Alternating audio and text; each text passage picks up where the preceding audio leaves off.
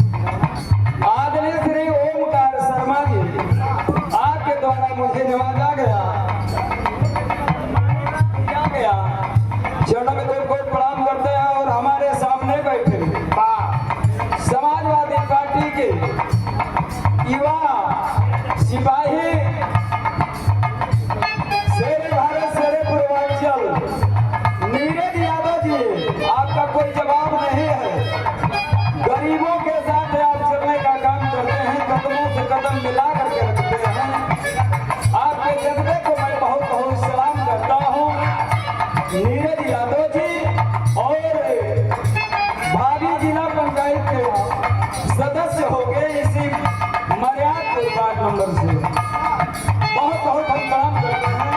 कहना है क्या बोलला पर कहत रहला मारी देई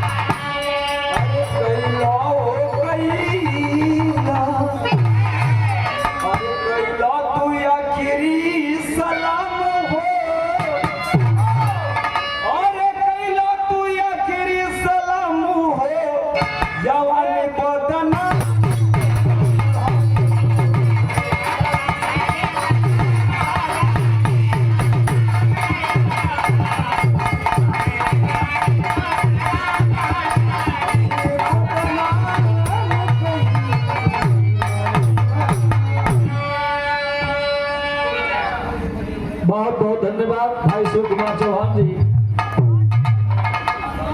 शिव कुमार पासवान जी। इसके बाद